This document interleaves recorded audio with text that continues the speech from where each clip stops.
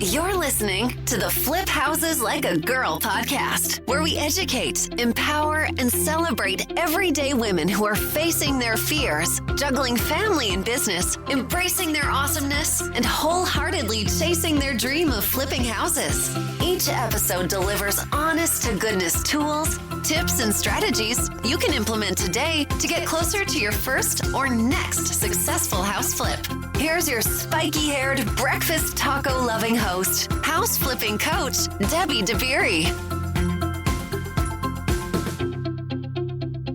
Hey, what's up, you guys? It's Debbie here.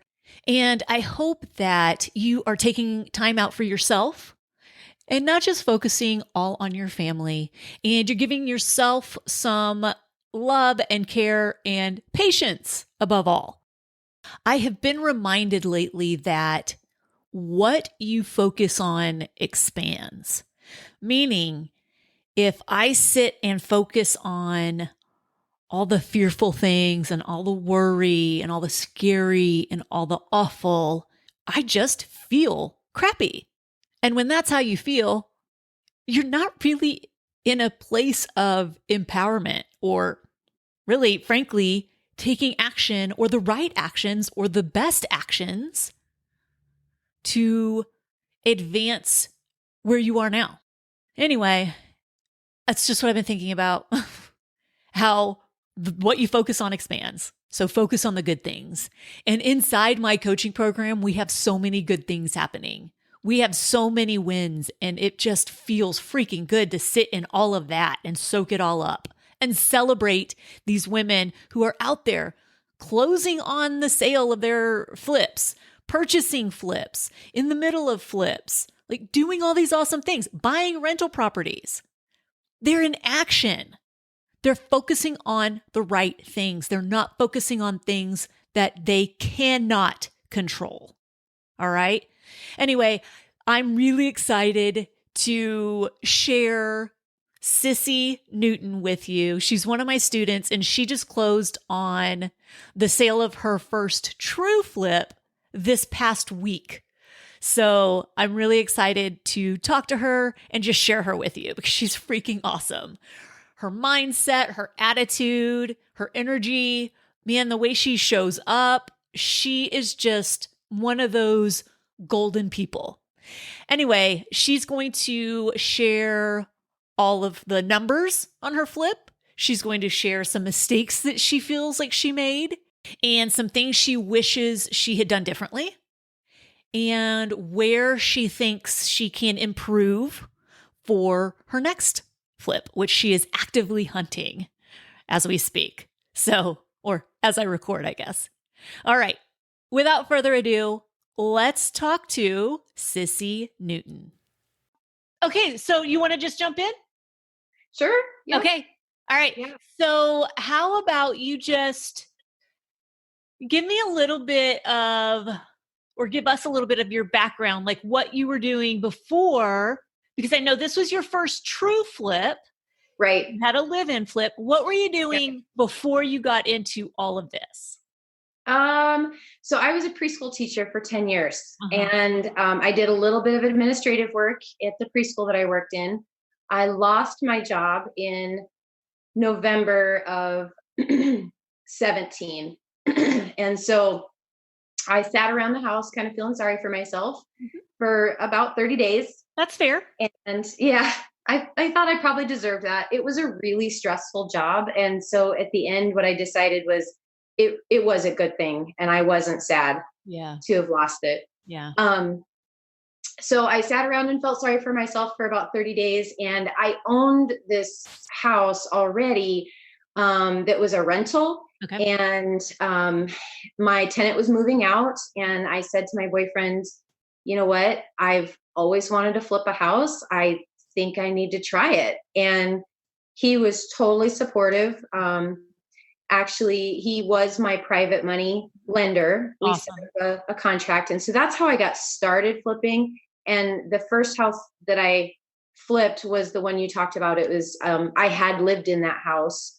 And so I flipped that house. So after I finished that one, then I decided, Yeah. And it was so funny because the entire time I was doing that first live-in flip that we talked about, my boyfriend and I kept saying to each other, well, if I'm going to keep doing this, then you need to buy this tool, or you need to set up documents with a lawyer, or, and we just kept using that phrase, if I'm going to keep doing this, or if you're going to keep doing this. And I finally looked at him one day and I said, you know what?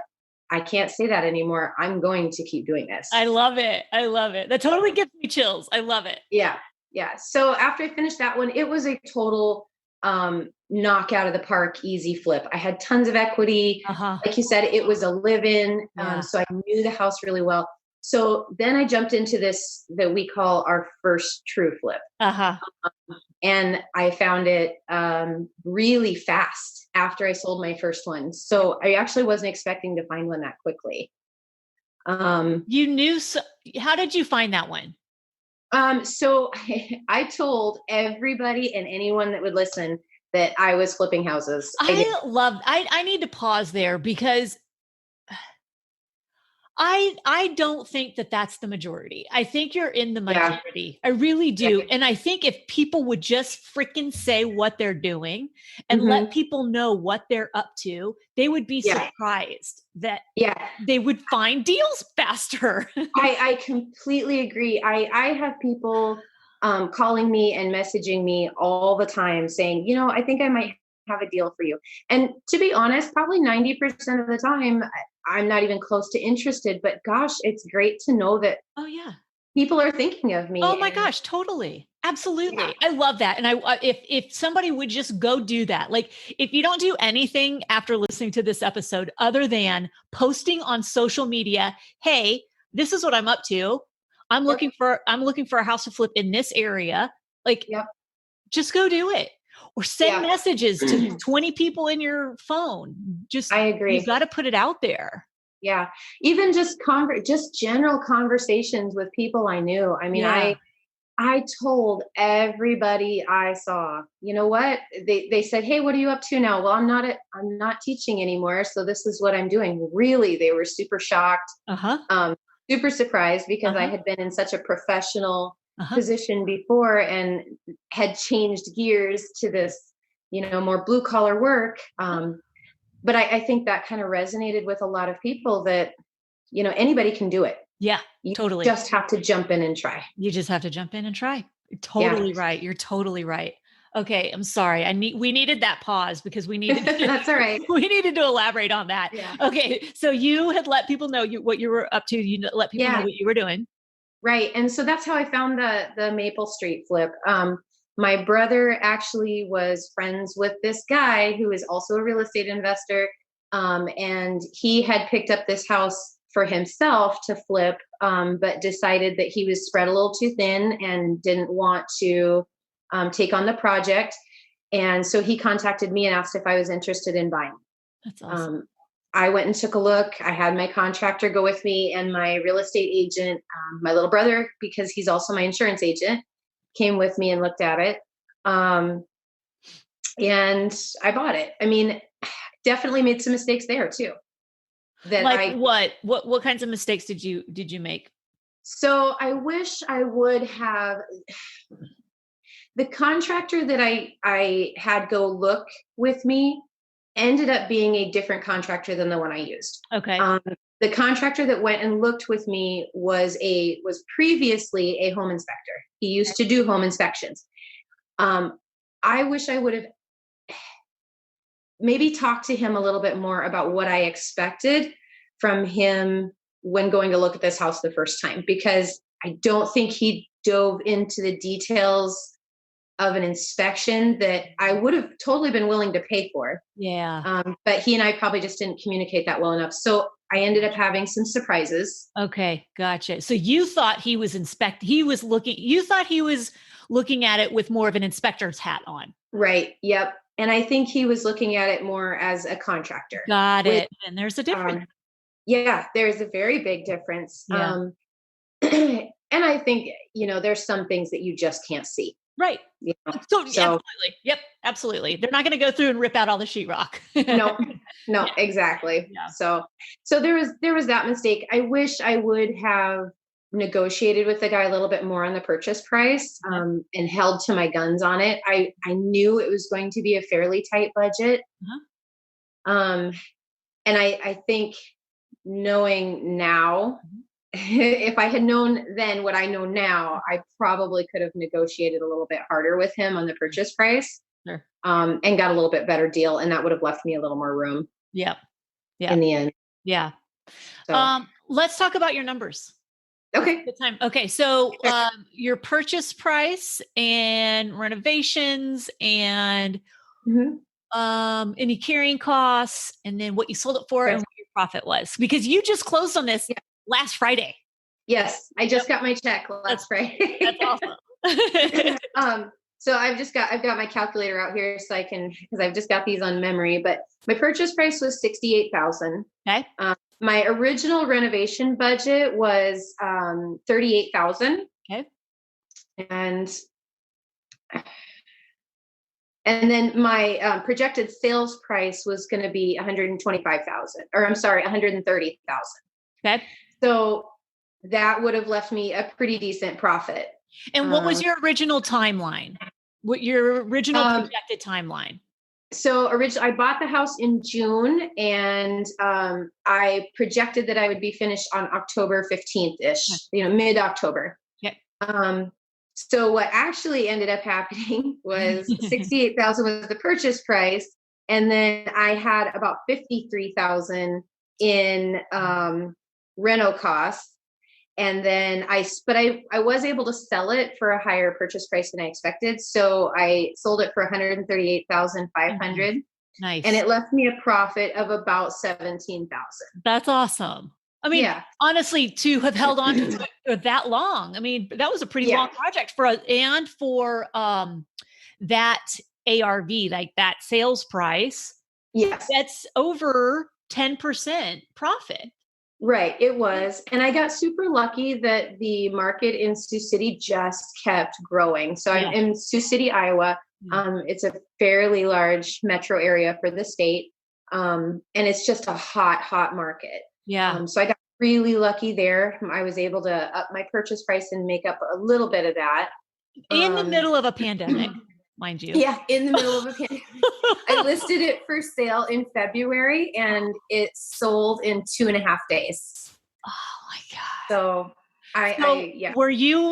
so that was when you listed it. It was before before we got into the depths of this pandemic. Yep. Right. Yeah. So we didn't have any travel restrictions yet.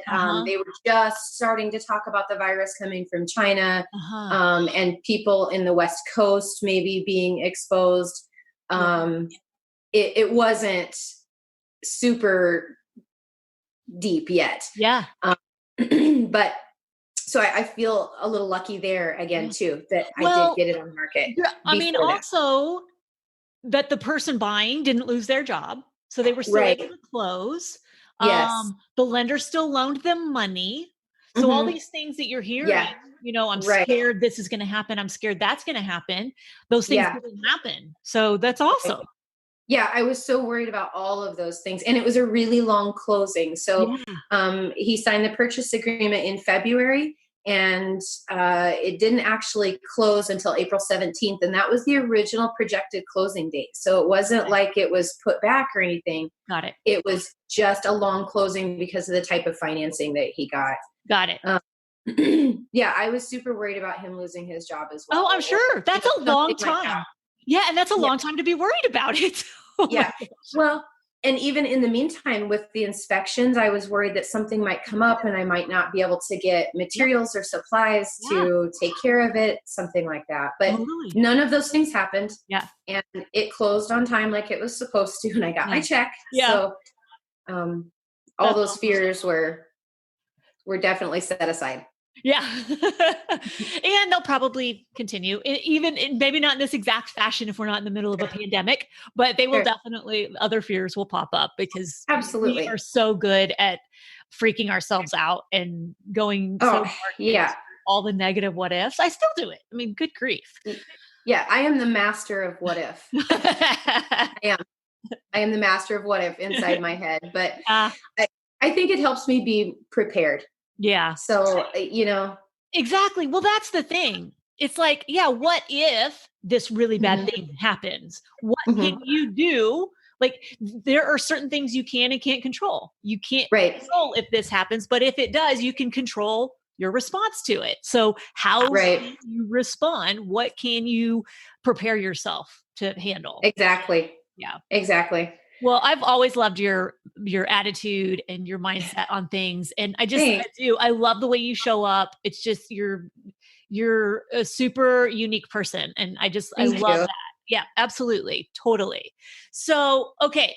So, what kinds of things okay, you did some of the work yourself, but you also Right. had a contractor doing some things too. And I remember talking to you, gosh, probably in maybe August or September about needing to have a hard conversation with a contractor because some things were. Yeah. Yeah. I didn't have a great experience with my contractor on this one. To start out with, the contractor that I had that looked at the house was and actually ended up bidding the job for me, was supposed to do the work. He sort of pulled a bait and switch on me. Oh And no. I don't think he did it intentionally. Yeah. Um, it he had another guy that was working for him, kind of part time, that he had sent over to do some of the work starting out. And as time went on, my original contractor just kind of kept never showing up. And so Mm. I talked to him, and he said, "You know what? I'm just booked out too far. If you want to go ahead and just pay, I'm just going to call him Matt. If you just want to pay Matt directly and leave me out of it, that's fine. He'll do everything based on my bids." And I was like, okay. He's doing decent work. It's good quality work so far. I'm pretty happy with it. That's all right. Except then as time went on, it just was taking forever. Like everything he did, it was just so slow. Yeah. And he and I had a good conversation in like August or September, I think, when you and I talked. Mhm. And he said, I think a big part of it was some of his inexperience in working with older houses. Okay. He was just having such a hard time with things not being plumb, square, and Oh, true. oh yeah, they And definitely aren't. yeah, and he was a huge perfectionist. And Oh, I had to have a conversation with him about, it doesn't have to be perfect. It's never going to right, be right. perfect. And we really have to be careful that we're making things good and solid and safe. Yes. But, they don't always have to look or be done perfectly. Yeah. And we just have to be careful about prioritizing. Yes. So if you're having a question about something or finding yourself hung up, just come ask me, and I'll tell you that Nice. yes, we need to work harder on this one, or no, we need to let that go and keep moving. Awesome. And so he did. And then there was also some things that I was doing that was slowing him down. And we addressed some of those. I provided all the materials and delivered all the materials. And so I wasn't probably as fast at getting materials to him as I should have been or could have been. Okay. But that was also partially a communication issue between him and I. I wasn't getting the lists of materials until sometimes the night before he needed them. Oh gosh, yeah. So luckily Menards, the big Mhm. box store, is like 2 blocks from this house. So Nice. made a lot of stops at 7:00 in the morning. Uh-huh. So we got through some of those things, but it still just continued to take a really long time. And we also ran into some other things that we weren't expecting. There was a little back porch that we rebuilt Yeah. that was supposed to just be some cosmetic stuff, and it ended up having to be completely rebuilt because the floor was rotten all the way down into the basement. Oh gosh.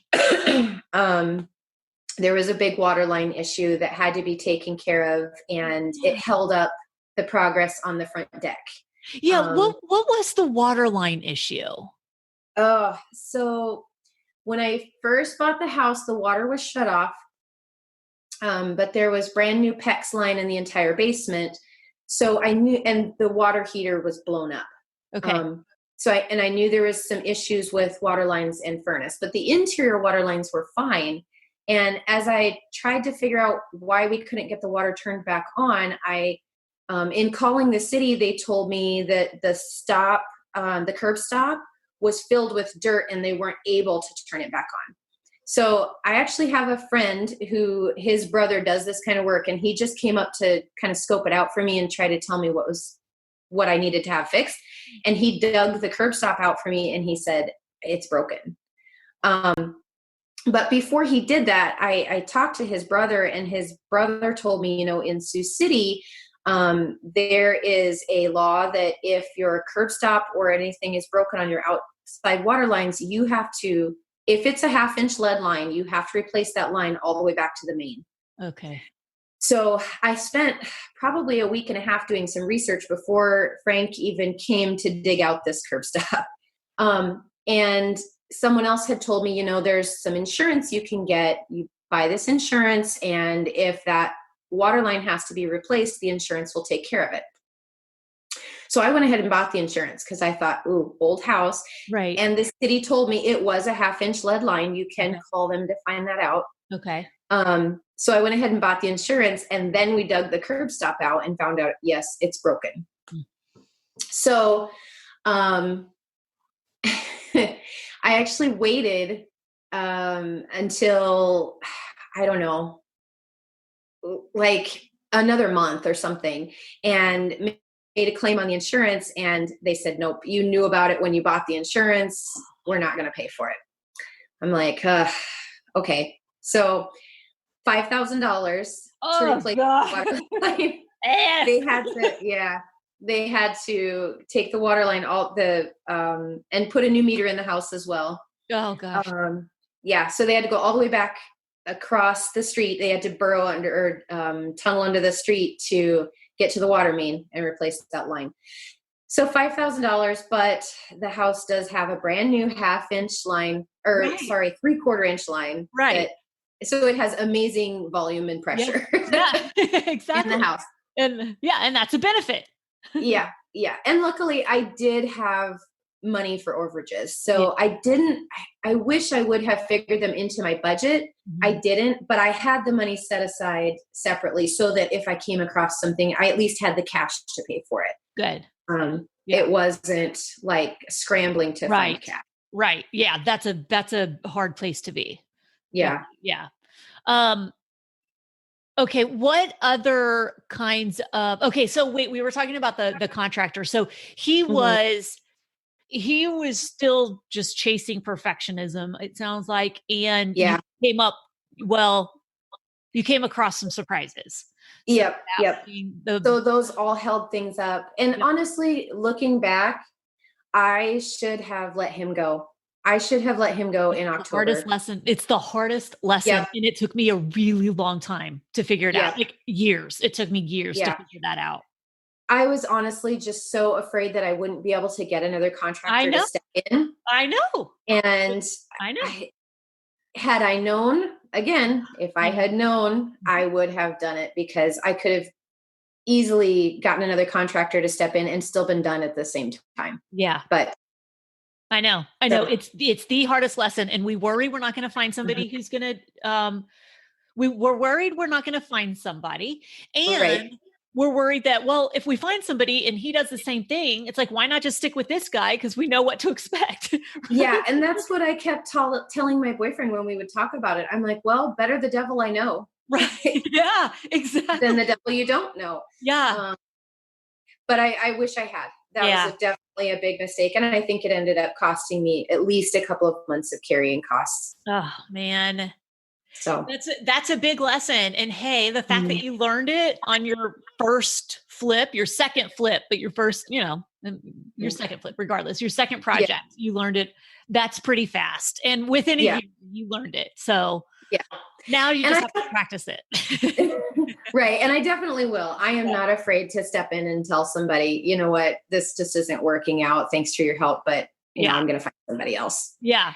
I'm not afraid to do that. I worked in administration long enough, and I supervised up to 17 employees at one time. So I don't have a problem doing that part of it. It was just, I honestly was afraid I might be making another financial mistake by Yep. letting him go.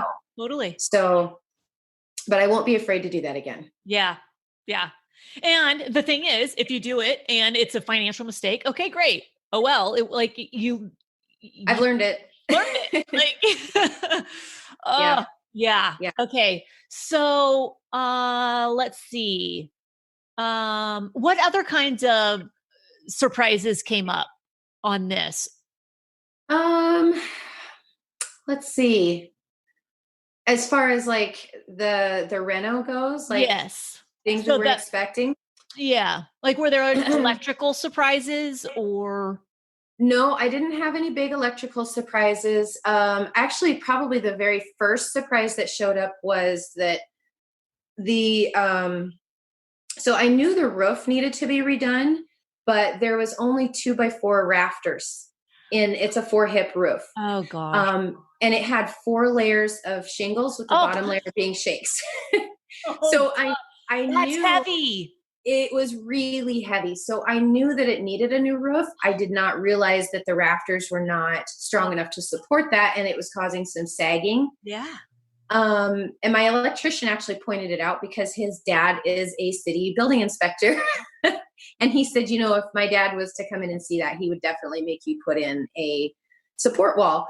And I was like, you know what? I'm not super excited about having roofers up there if it's not safe. So very first thing I had to do was put in a $600 support wall in the attic just so that I could get roofers up there to make it safe for them to be up there. Of course, after we got all the layers off and put new sheeting on and put the new layer of shingles on, the weight was fine and it probably wouldn't have needed the support. Got it. But I'm glad I put it in because at the end in the inspection, the contractor actually didn't quite put enough vertical supports in. And so my inspector on the sale actually had him go back and put in some more vertical supports. So I saved myself in the end by only having to do a few extra vertical supports instead of having to build an entire wall. Totally. Yeah. So and I'm glad it happened. Yeah, for sure. And especially like the things that come up in the inspection report, because once you're done, you're like, okay, I'm done. And then the buyer comes along and then they have an inspection report. And then it's like, when it's something big like that, it's like, oh my gosh, like I thought I was done doing like really big things. I thought it was just going to be nitpicky stuff now. Yeah. Well, and the inspection report was probably my last like biggest surprise. They found a cistern on the property that I didn't know was there. Oh. And the buyer had asked for just tons and tons and tons of things to be fixed. Like everything on the inspection report, he asked for to be fixed. And I spent probably a good 7 days getting estimates on that and negotiating with the buyer on which items I was going to complete and which items I wasn't. Because at that point, I was at the very end of my budget. I was also at the end of my patience. Amen. And I was at the end of my set aside emergency money. So like cash was super tight. Yeah.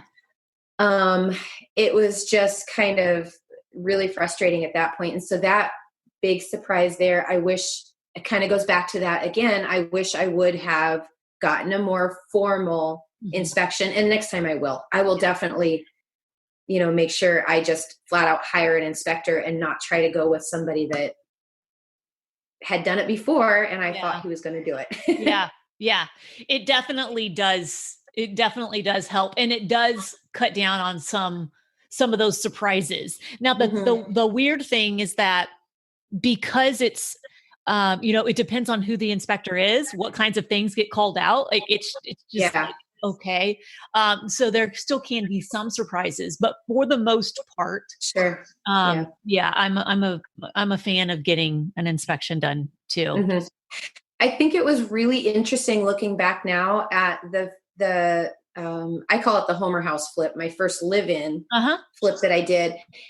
Because I had lived in that house, I knew it so well. Yeah. When the inspection report came, it was really seriously very minor stuff. Yeah. And I had no problem taking care of basically all of it. Yeah. Just like, sure, no problem. And it took me like 3 days to get it done. And it was work I was able to do myself. So didn't even have to hire a contractor for it. Yeah. Versus buying a house that I had, stepped foot in maybe a dozen times or half a dozen times, and all those surprises that come up. So yes, because you're inheriting somebody else's lack of maintenance. Right. Exactly. Yeah. You assume people will take care of their property the way you do, and it's like, and they don't. No, they don't. Yeah. Okay. So I know you did a lot of or some of the work yourself. Did you already know how to do that work, or did you teach yourself along the way, or what? I spent a lot of time watching, just even in the last probably 10 or 15 years. My ex-husband did some of that kind of work. And so I'd spend a lot of time watching him. I spent a lot of time watching my contractors do things, and I love YouTube videos. So I pull up a YouTube video and I'll watch more than one and try to get several different methods to do something.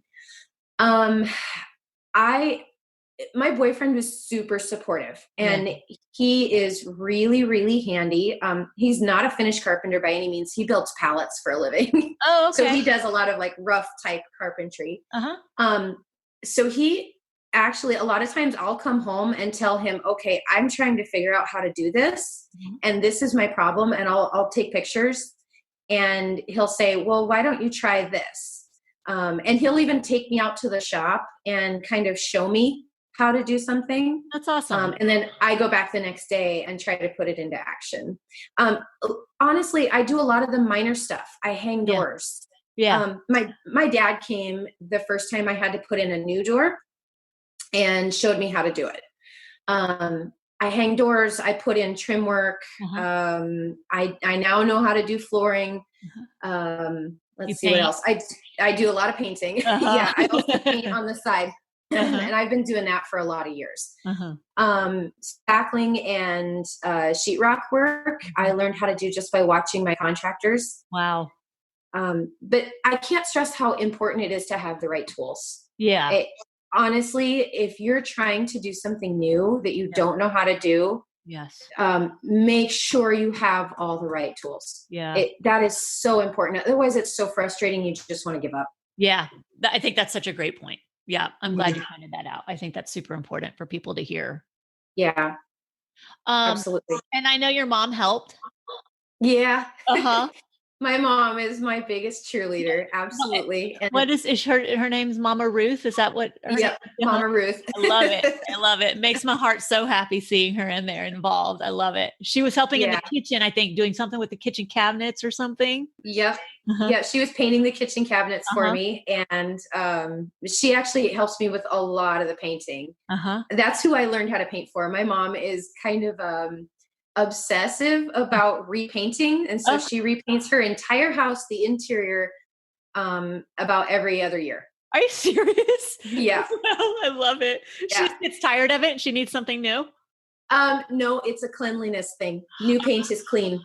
So she's super obsessive about clean, and new paint smells clean and fresh. And so she will repaint the interior of her house at least every other year. So I've been painting since I was like really little. Yeah, that's hilarious. Did you, it doesn't sound like you did, but did you confront any naysayers or people being like, no, that you can't do that, or anything like that? I don't think I have had any naysayers in my life, other than occasionally, and my mom is my absolute biggest cheerleader, but she is from that generation where women just don't do things like I'm doing. Yeah. And so occasionally she still says something like, I think you should just wait for one of the boys to come help you with that. Or maybe you should get your contractor to do that. And I usually just kind of look at her and I said, no, Mom, I don't need a man for this. I can do that. I'm going to figure this out.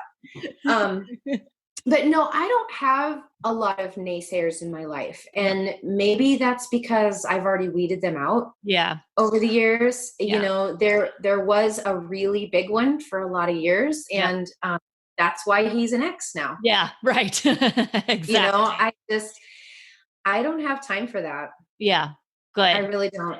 And honestly, sometimes having a naysayer isn't always a bad thing. Yeah. Well, honestly, it fuels me. It does me too.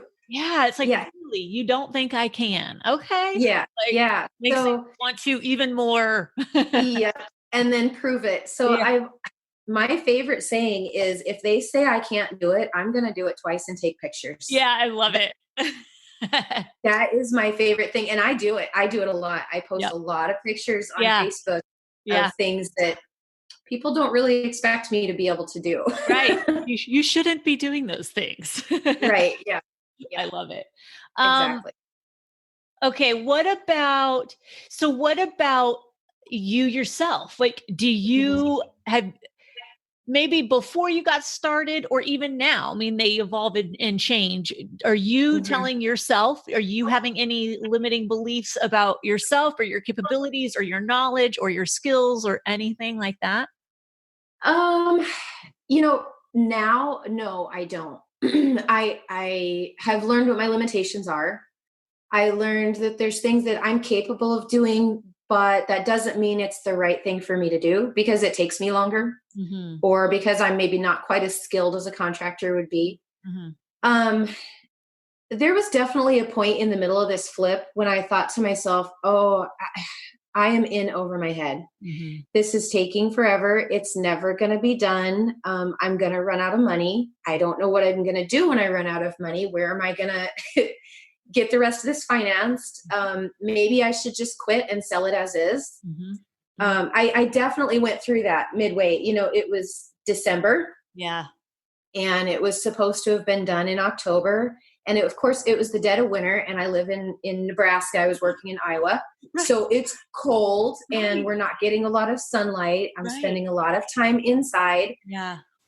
There was a lot of things playing to my mental state at that time. Sure. But I pushed through it. Yeah. Because, like I said, I have pretty strong feelings about quitting, and that's just not part of who I am. So I wasn't going to let myself get down in that ditch and not crawl back out. So that's kind of what I just kept moving forward. Yeah. I didn't allow myself to stall out. Yeah. Yeah. I think that's huge. It's really it's easier to stall out. I mean, it really is. It doesn't feel the best later on. It's definitely not going to feel good when you look back. Right. But yeah, it's usually the easiest choice in the moment. Just be like, okay, I'm done. I'm walking away. I'm done. Like, there was many times I thought about calling my agent and saying, let's just list it, or calling my other investor, buddy that sold me the house and saying, hey, do you want it back? Yeah. I'll give you a great deal. And there's a lot of work already done. That's hilarious. Yeah, there was definitely, it was so tempting sometimes to do that, but I'm glad I didn't. Because I just kept reminding myself that my goal going into this house wasn't necessarily to make a huge bank or to make a huge profit. My goal going in, honestly, was to not lose money. I hear that, especially from other students. 99% of the time, if not, I really want to say 100%, but definitely 99% of the time, it's the first one. I just don't want to lose money. I just prove to myself that I can do this, not risk it all, not lose it all, not have all these terrible things happen that are potentially, out there in the universe. So I hear that a lot for sure. Yeah. And I sure could have. I mean, I came pretty close, a few times and had to make some changes to the work that was being done to the house to make up for the budget. But I look back on it now and I think I learned so much. And no, I didn't make the profit that I originally expected to make. Especially considering the longer timeline, because if you look back on it, I think I made about $15,000 over 10 months, Yeah. which really isn't a very good paycheck. Yeah. But I didn't lose money, Yeah. and I finished, Yeah. and I have a really beautiful home. Oh yeah. That That's so, got tons of compliments. it's so And charming. yeah. And my real estate agent came in and said, he gave me one of the best compliments. He said, you have an eye for detail, Oh, yeah. and your houses are always going to sell faster than any other flipper in the metro area, because you're not, you might need to use the bleep here, Debbie, you're not half-assing things. Oh yeah. No, exactly. 100%. Making sure that the things that need to be taken care of are taken care of, and everything else looks really nice. Yeah. So huge. I'm so proud of myself. Good. I love that. Like that right Yeah. there, that would end the call for me. Okay. I'm done. Like that's awesome for someone to say, I'm proud of myself. That's huge. So that is a perfect segue into why do you want to do this? Like, why do you want to flip houses? What's driving you? What drives Sissy? I love being able to do things that other people maybe think aren't normal for somebody like me, I guess. Flipping houses like a girl. People don't expect women to flip houses. Mm-hmm. And I love doing things that people aren't expecting. I just like to be that person. Yeah. I love I love taking something that's really ugly, that old, nasty, unsafe house, and making it a nice, clean, safe home for a family. Me too. Our metro area has really a shortage of housing, and it has a shortage of affordable housing for families. Yeah. And I look back to when my kids were little and we were looking for our first house, and it was so scary. And it was so frustrating because things that were within our budget either were unclean, unsafe, or, just so unaffordable that we were so stuck.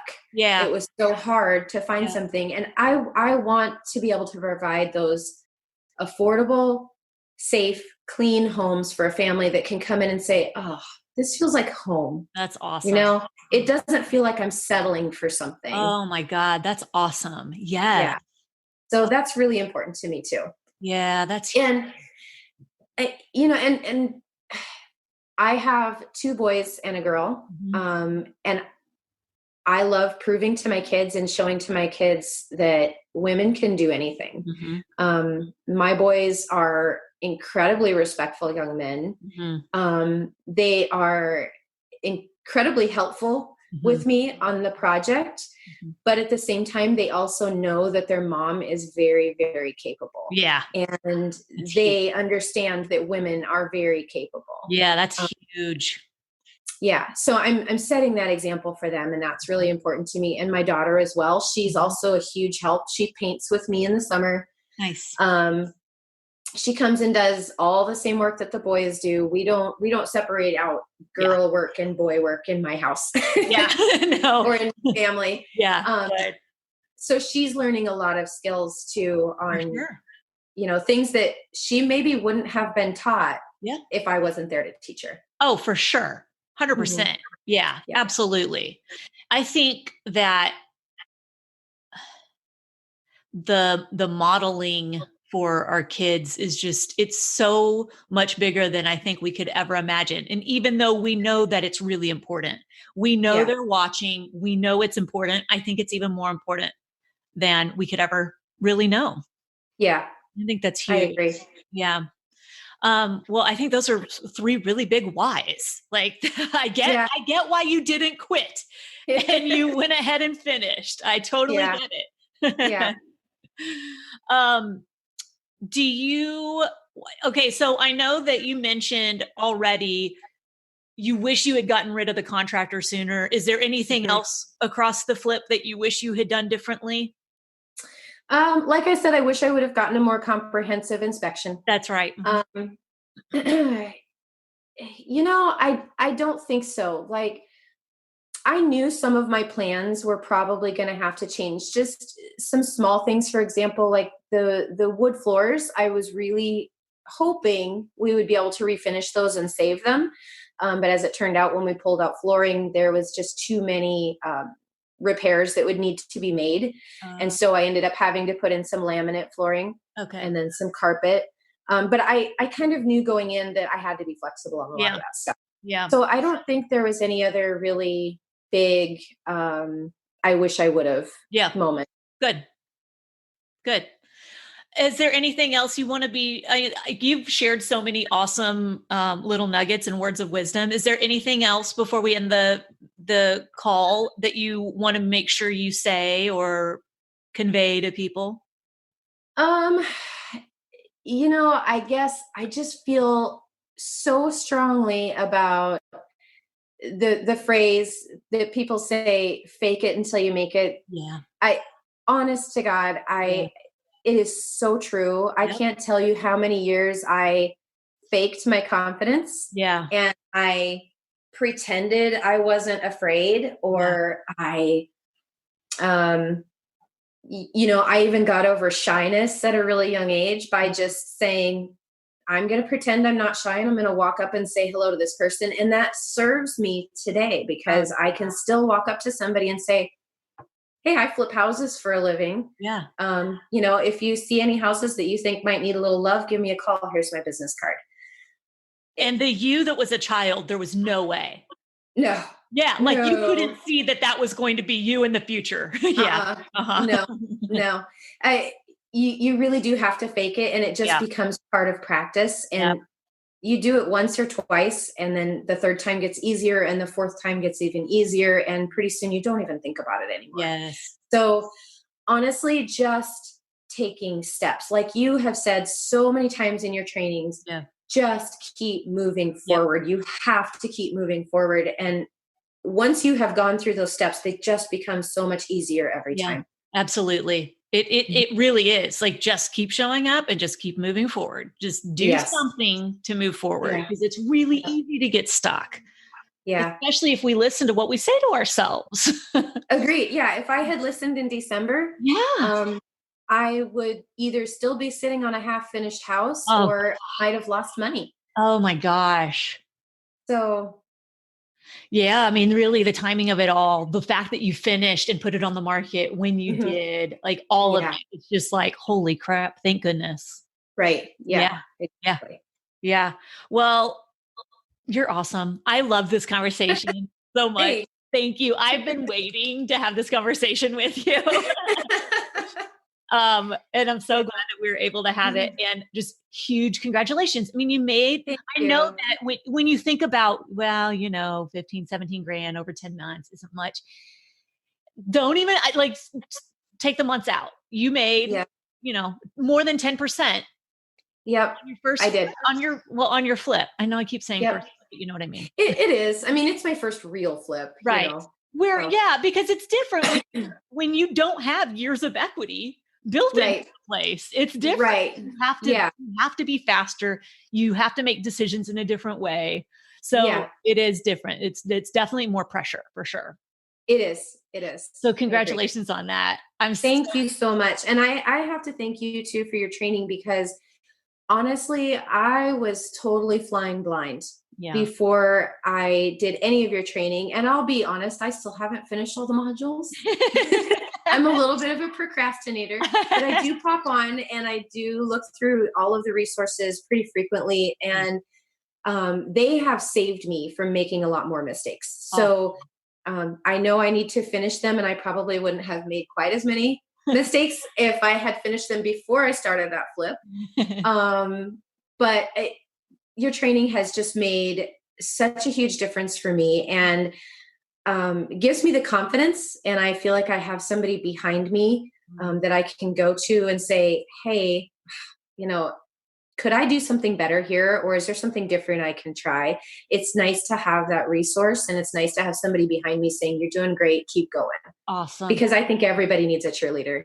I appreciate that. Like, I'm glad that that's what you get. That's my hope, is that Yeah. that's what you feel from me and that's what you get from me. So Absolutely. it's just like, it's so validating to hear, because I can have all these wishes and wants Mhm. and intentions, but Yep. if that's not how they're being received, then so thank you. That makes Yeah. that makes me teary. I really You're doing it. I'm super grateful. Thank you so You're much. doing it. Awesome. Yay. Well, thank you for continuing to show up. Like, even though you hadn't been through the modules and stuff, you show up in our private Facebook group, you show up in the big public Facebook group, like you show up. And that's Yeah. like, if somebody doesn't do anything other than just showing up, Mhm. they will be fine. You have to Yeah. show up though. Yeah. Yeah. Yeah. Yeah. Agreed. Well, and you take action and you're not afraid to just go do something, which is just, it's awesome. And The even if worst thing you that are afraid, you just do it. Well, the worst thing that can happen is that I would fail and I would learn a lesson. Right. Oh my God. That's such an important mindset right there. Like, Yeah. that's huge. Well, I thank you so much. Thank you for sharing some of your day with me and sharing the story. Thanks. It's awesome. Like, I can't wait to see your next one. And I know you're out hunting. I know you are. I'm hunting really hard. Yes. I know Yeah. you are. So I can't wait to thanks see for your next. having me on Yeah. here. Thank you, Sissy, so much. Have a good day. Thanks. You too. Bye. Bye. Was that awesome or what? I told you. That was such a great conversation. It was so easy to have. And she shared so much wisdom. And a lot of that wisdom, if not all of it, you can only get by actually doing the thing. So go do the thing. And if you want some step-by-step guidance to make progress even faster and see results faster, guess what? You can join our coaching program as well. You'll have to get on the wait list for now, but you'll be notified first thing when we are open for enrollment again. And you can join the wait list by going to firstflipdoneright.com. Again, firstflipdoneright.com. Go there, jump on the wait list, and I'll let you know when it's time. All right, you guys, you know the drill. Go out there, flip houses like a girl, leave people and places better than you find them, and make it a great day.